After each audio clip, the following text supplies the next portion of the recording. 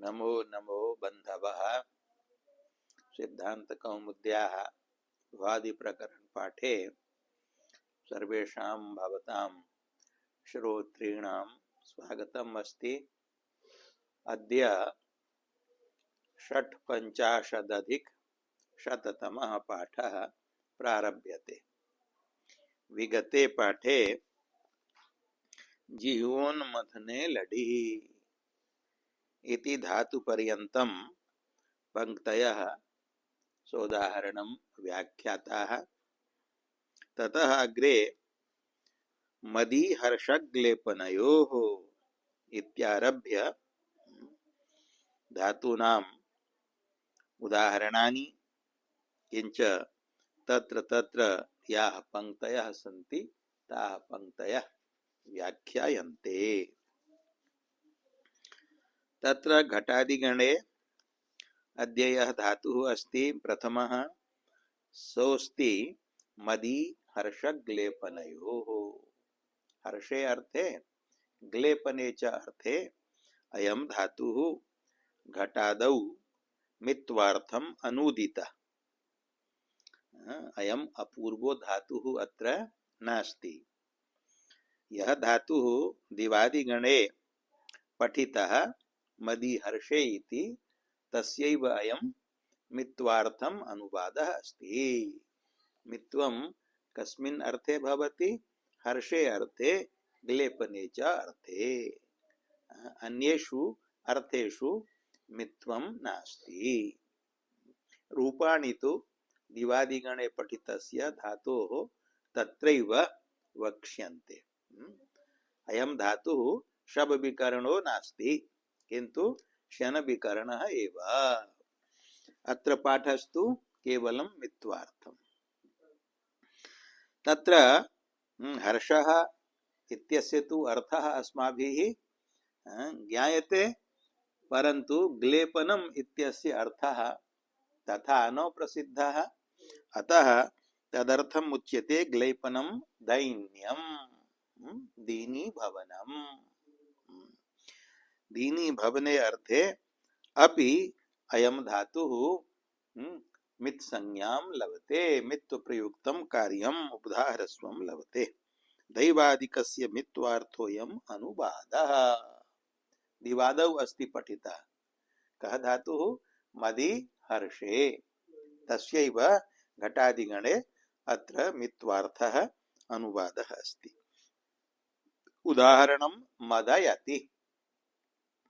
मद धातोर् हेतुमति च इति प्रेरणायां णिचि णौ उपधायाः अकारस्य वृद्धौ माद इ इत्यत्र घटादिगणे पाठात् घटादयो मितः इति गणसूत्रेण धातोः हर्षे अर्थे मित्संज्ञायां मित्वात् मितां ह्रस्वः इति उपधायाः आकारस्य ह्रस्वे आकारे मदि इति धातोः लटि तिपि शपि गुणे अयादेशे मदयति इति रूपम्। अस्य प्रयोगस्य अर्थद्वयम् अपि भवितुम् अर्हति। हर्षयति इति एकः अर्थः यदि हर्षे अर्थे मद धातुः अस्ति, किंच ग्लेपयति इत्यपि अर्थः।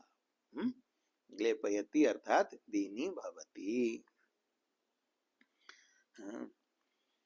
अदीनं दीनं करोति, दीनी करोति ण्यन्तस्य प्रयोगः अस्ति। अतः केवलस्य धातोः दीनी भवनम् अर्थः, ण्यन्तस्य दीनीकरणम् अर्थः। अन्यत्र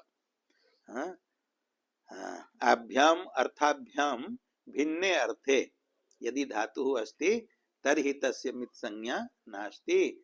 मित्तुफलं ह्रस्वादेशो न भवति। तर्हि तु मादयति इत्येव रूपं भवति।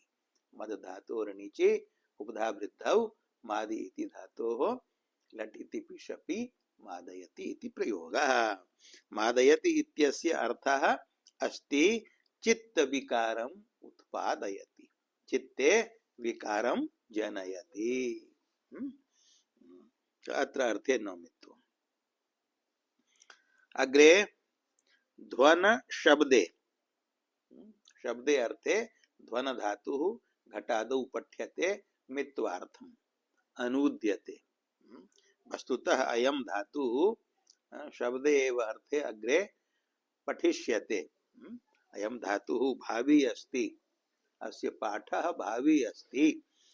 अतएव लिखितं भाव्ययम मित्वार्थम अनूद्यते। अयम भावी अर्थात अस्य पाठः भविता अग्रे ध्वन शब्दे इत्येवम् एव रूपे। तस्यैव शब्दे अर्थे मित्वार्थम घटादौ अनुवादः अस्ति। यदि शब्दार्थकः धातुः तर्हि मित् भवति, मित्वफलं ह्रस्वादेशं लभते। यदि अन्यस्मिन् अर्थे अस्ति तर्हि मिन् न भवति, अतः ह्रस्वं न लभते। रूपद्वयं भवति अर्थभेदात्। उदाहरणेन स्पष्टी भविष्यति। ध्वनयति घंटाम, घंटाम ध्वनयति शब्दाययति। घंटा शब्दायते, शब्दं करोति। अतः घंटाम ध्वननार्थं प्रेरयति, प्रयुङ्क्ते देवदत्तादिः। अतः धातोः प्रेरणायां णिचि, णिचि परे ध्वन धातोः उपधायाः अकारस्य वृद्धौ ध्वान इ इत्यत्र घटादौ ध्वन शब्दे इति पाठात् घटादयो मितः इति मित् संज्ञा भवति। मित्वात् मितां ह्रस्वः इति उपधायाः अकारस्य ह्रस्वादेशो भवति। तेन ध्वनि इति अण्यन्तो धातुर्जायते। तस्मात् लटिति पिशपि गुणे अयादेशे ध्वनयति इति रूपं भवति। अत्र शब्दे अर्थे प्रयोगः वर्तते। अत्र शब्द शब्दस्य अर्थः अव्यक्तो ध्वनिः। यत्र अकारादयः वर्णाः अभिव्यक्ताः सुस्पष्टाः न भवन्ति। यथा वस्तूनां संघर्षेण यः शब्दः जायते स शब्दः अव्यक्तः शब्दः। घंटानादः अव्यक्तः शब्दः। वस्त्रादीनां विच्छेदनेन जायमानः शब्दः अव्यक्तः शब्दः। वंशस्य द्विधाकरणेन जायमानः शब्दः अव्यक्तः शब्दः। तादृशे उच्चारण भिन्न वर्णाभिव्यक्ति भिन्न शब्दे अव्यक्ते ध्वनौ अयं धातुः अत्र अस्ति। तत्र मित्वं भवति, मित्वात् ह्रस्वो भवति। ध्वनयति घंटाम् इति उदाहरणम् अस्ति मित्वस्य। अन्यत्र अव्यक्त शब्दात्मके अर्थे यदि नास्ति ततः भिन्ने अर्थे अस्ति। वर्णोच्चारणात्मके शब्दने यदि अस्ति तर्हि तत्र मित्वं न भवति। तत्र तु ध्वानयति इति प्रयोगो भवति। मित्वाभावात् ह्रस्वो न भवति। ध्वानयति इत्यस्य अर्थः कः? अस्पष्टाक्षरम् उच्चारयति। अत्र उच्चारणम् अस्ति, वर्णाभिव्यक्तयः सन्ति, परन्तु वर्णानाम् अभिव्यक्तिः स्पष्टा नास्ति। अस्पष्टम् उच्चारयति इत्यर्थो भवति ध्वानयति इत्यस्य। अर्थभेदः जातः। ध्वनयति इत्यस्य अर्थः यत्र वर्णाः न व्यज्यन्ते तादृशः ध्वन्यात्मकः शब्दः। ध्वानयति इत्यस्य अर्थः यत्र वर्णाः सन्ति, वर्णोच्चारणम् अस्ति, किन्तु तदुच्चारणं स्पष्टं नास्ति, तादृशः शब्दः। अस्पष्टाक्षरम् उच्चारयति इत्यर्थो भवति ध्वानयति इत्यस्य। अत्र भोजः, भोजः अपि आचार्यः महान् वैयाकरणः आसीत्। भोजराजः सरस्वती कंठाभरणं तस्य प्रसिद्धो ग्रन्थः। तेन अत्र अर्थात घटादिगणे केचन धातवः पठिताः सन्ति। ये सर्वे अत्र नोल्लिखिताः।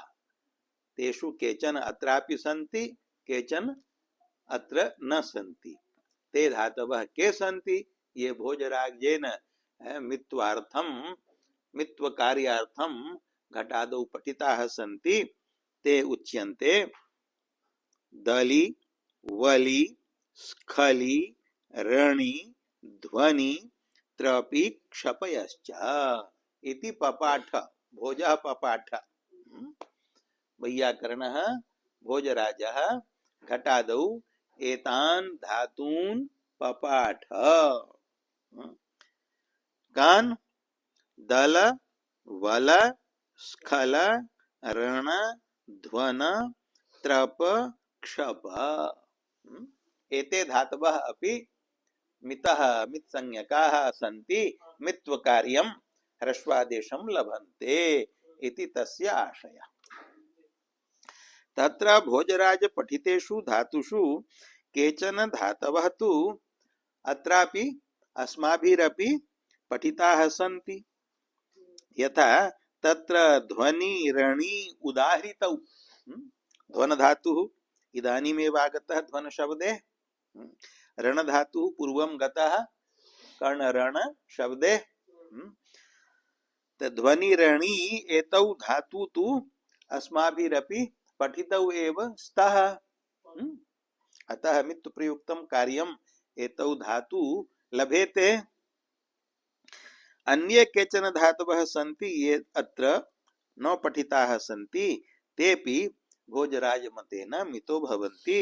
ते सन्ति दल विशरणे वल संवरणे स्खल संचलने त्रपूष लज्जायाम् इति गताः। अत्र घटादौ अस्माभिः न पठिताः सन्ति किन्तु अत्रैव भ्वादि प्रकरणे इतः पूर्वम् एव एते धातवः तेषु तेषु अर्थेषु आगताः सन्ति। मित्वं भोजराज मते भवति, अस्मदीय मते एते मितो न भवन्ति इति मतभेदः। पूर्वं पठिताः धातवः के सन्ति? दल धातुः विशरणे अर्थे, तस्य भोजराज मते मित्वात् णौ दलयति इति प्रयोगः। वल संवरणे, संवरणे अर्थे वल धातुः अस्ति, तस्यापि भोजराज मते मित्वात् णौ वलयति इति प्रयोगः। एवमेव स्खल संचलने धातुः आगतः पूर्वं, तस्य णौ भोजराज मते मित् संज्ञया ह्रस्वे स्खलयति इति प्रयोगः। तथैव त्रपूष लज्जायाम् आत्मनेपदिषु गतः त्रपते लज्जते, तस्यापि भोजराज मते मित्वम् अस्ति, मित्वात् णौ त्रपयति इति प्रयोगो भवति जन्मते। अतएव उक्तं तेषां णौ दल वल स्खल त्रप एतेषां धातूनां निचि प्रत्यये दलयति वलयति स्खलयति त्रपयति इति ह्रस्वेन मितां ह्रस्वः इति सूत्रेण ह्रस्वादेश विधानेन एतादृशाः प्रयोगाः भवन्ति। किंच एकः क्षप धातुः अपि उक्तः। क्षप धातुः कुत्र वर्तते? तत्र उच्यते क्षयि क्षये इति धातुः अग्रे वक्ष्यते। अस्मिन्नेव वादि प्रकरणे अग्रे अयं धातुः आयास्यति। ये जन्तो धातुरस्ति क्षयि इति, तस्य आदे च उपदेशे शिति इति आत्वे कृतेक्षा इति रूपं भवति। तस्मात्କ୍ଷା धातोः प्रेरणायां णिचि परतः आदन्तस्य धातोः पुगागमो भवति। अर्ति ह्री ब्ली री क्नुयि क्ष्माय्यातां पुङ्णौ इति सूत्रेण पुगागमे कृते क्षाप इ इति रूपं भवति।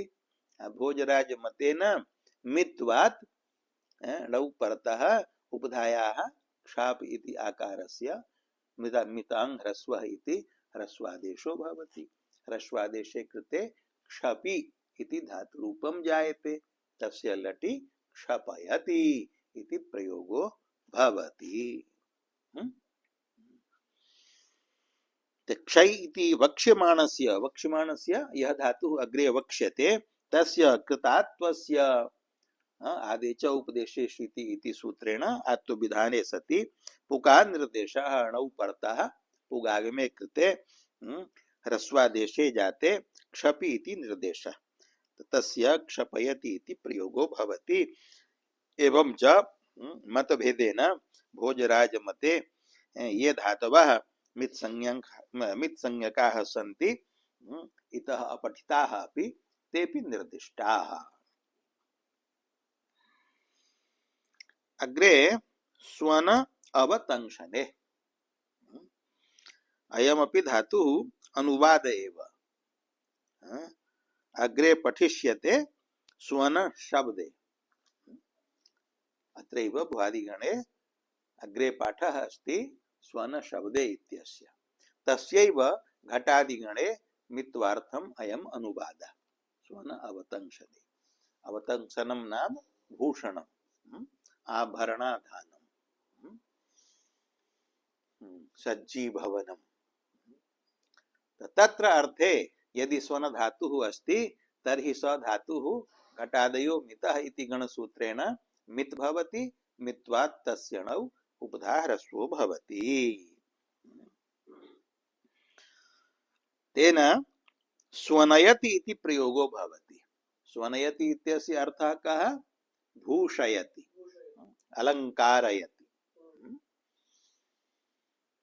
यह अलंकरोति तम यह प्रेरयति सः अलंकारयति तस्मिन्नेव अर्थे प्रयोगः स्वनयति अर्थात भूषयति यदि अवतंसनात् अर्थात अवतंशयति इत्यर्थः अस्ति अस्य तस्मात् यदि भिन्नः अर्थः अस्ति यदि शब्दकरणम् अर्थः अस्ति तर्हि स्वनयति इति प्रयोगो न भवति मित्वाभावात् उपधारस्वो न भवति तर्हि स्वानयति इति प्रयोगः स्वर्ण धातोः णौ अणिचि परे उपधा वृद्धौ स्वानि इति धातोः लटि स्वानयति इति रूपं भवति अर्थभेदेन प्रयोग भेदः अवतंशने अर्थे स्वनयति अन्यस्मिन् शब्दने अर्थे स्वानयति कश्चन स्वनति तम अपरः प्रयुङ्क्ते प्रेरयति एवं च देवदत्तः यज्ञदत्तं स्वानयति इति रूपं भवति प्रयोगो भवति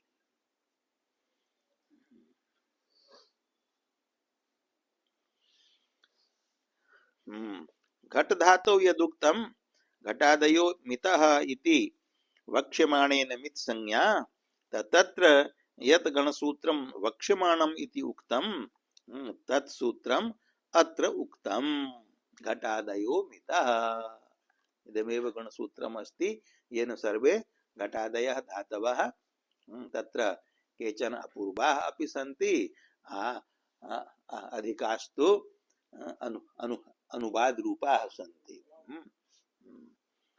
पूर्वं पठितानां वा अग्रे पठिष्यमाणानां वा घटादयो मितः इति गणसूत्रम् अस्ति अस्य सूत्रस्य अर्थः अस्ति घटादयः धातवः घटचेष्टायाम् इत्यारभ्य एतावत् पर्यन्तं ये धातवः उक्ताः ते सर्वेपि मितः अर्थात् मित्संज्ञकाः ज्ञेयाः मित्संज्ञकाः ज्ञेयाः अथवा मकारानुबन्धकाः ज्ञेयाः यदि तेषु तेषु सर्वेषु धातुषु मकारः अनुबन्धः अनुसज्येत तर्हि महद् गौरवं स्यात् अतः सर्वत्र मकारं अनुबन्धं न कृत्वा एकत्रैव घटादयो मितः इति सूत्रेण उक्तं यत् एते सर्वे मितः ज्ञातव्याः तस्य मित्वस्य फलम् अस्ति मितां ह्रस्व इति ह्रस्वादेशः चिन्नमुलूर् दीर्घोऽन्यतरस्याम् इति वैकल्पिकः दीर्घश्च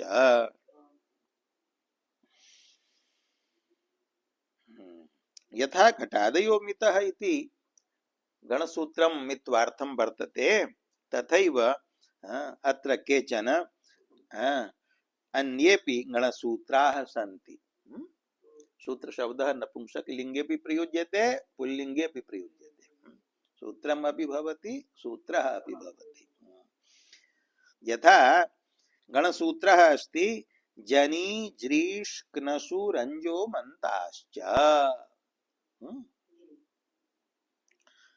अनेनापि गणसूत्रेण एते धातवः मितो भवन्ति के जनी दिवादौ पठिष्यते जनी प्रादुर्भावे। ज्रीष अयमपि दिवादौ पठिष्यते ज्रीष ज्रीष वयो हानौ। जनी इत्यस्य प्रयोगो भवति लटि जायते ज्ञाजनोर्जायति जन धातुः स्थाने जा आदेशो भवति। ज्रीष इत्यस्य प्रयोगो भवति जीर्यति। क्नसु अयमपि दैवादिकः क्नस्यति इति प्रयोगो भवति। रंज रंज धातुः भ्वादौ अपि अस्ति किंच दिवादौ अपि अस्ति। भ्वादौ रजति रजते उभयपदी अस्ति स्वरितेत। दिवादौ रज्यति रज्यते तत्रापि स्वरितेत अस्ति। तो एते धातवः घटादिषु न पठिताः सन्ति अतः एतेषां धातूनां मित्वं घटादयो मितः इति गणसूत्रेण न भवितुम् अर्हति। अतः एतेषां मित्वार्थं पृथक् गणसूत्रं कृतं। जनी ज्रीष क्नसु रंजो मंताश्च अमन्ताश्च। अमन्ताः ये धातवः तेपि मितो भवन्ति। अम अन्तः येषां ते अमन्ताः यथा गम रम नम क्नम क्रम इत्येवमादयः। अमन्ताः ये धातवः सन्ति ते सर्वेपि मितो भवन्ति। मितः इत्यनुवर्तते घटादयो मितः इति गणसूत्रात्। जनी ज्रीष क्नसु रंजो मंताश्च इति गणसूत्रे मितः इति पदस्य अनुवृत्तिरस्ति। तेन यथा घटादयो मितः इति सूत्रेण घटादीनां मित् संज्ञा तथैव जनी ज्रीष क्नसु रंजो मंताश्च इति गणसूत्रेण जनी प्रभृतीनां मित् संज्ञा भवति। ज्रीष इति षित्व निर्देशात् जीर्यतेर्ग्रहणम् जीर्णातेस्तु जारयति। अत्र गणसूत्रे प्रथमो धातुः वर्तते जनी द्वितीयो धातुः वर्तते ज्रीष तत्र शकारः इत वर्तते अतः ज्रीष धातुः षित् अस्ति।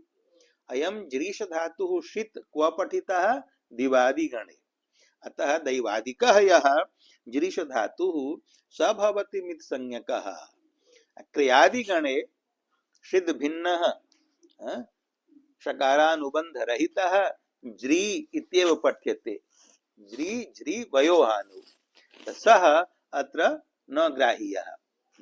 अत्र शकारानुबन्धकस्य उच्चारणात् शकारानुबन्धकः यः दैवादिकः स एव ग्राह्यः स एव मित् भवति अर्थात् क्रियादिगण पठितस्य मित् संज्ञा नास्ति।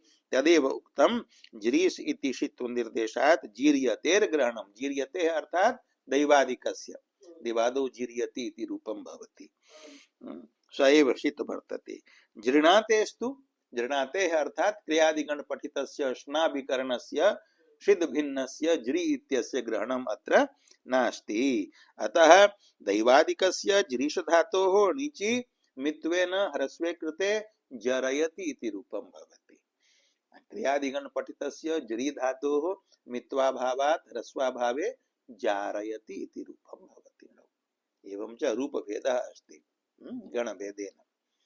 क्रियादिगण पठितस्य जारयति भ्वादिगण पठितस्य दिवादिगण पठितस्य जरयति इति प्रयोगः। केचित्तु जनी ज्री श्नसु इति पठित्वा श्नसु निरसने इति दैवादिकम् उदाहरन्ति। अन्येषां व्याख्यात्रीणां मते अत्र ज्रीष इति षिद् ग्रहणं नास्ति अपितु जनी ज्री श्नसु क्नसु इत्यस्य स्थाने वर्तते श्नसु। श्नसु इति धातुः तृतीयः अस्ति। तेषां मते तु श्नस धातुः मित्वात् श्नस धातुः अयं दैवादिकः एव वर्तते शन विकरणः तस्य मित् संज्ञा भवति मित्वात् श्नसयति इति प्रयोगः शोपदेशः धातुः अस्ति शकारस्य दन्त्यादेशे शकारापाये ष्टुत्वस्य निवृत्तौ स्नस इति रूपं भवति लटि स्नस्यति अणिचि प्रत्यये अनेन गणसूत्रेण मित्वात् उपधाहरस्वे स्नसयति इति प्रयोगः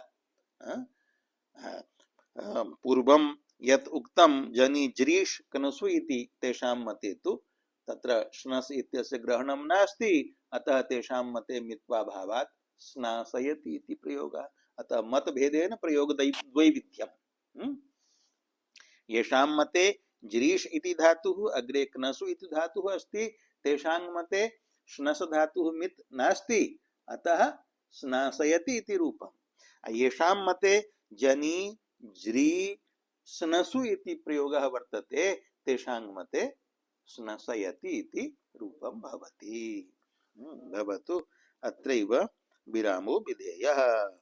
ओम शांति शांति शांति।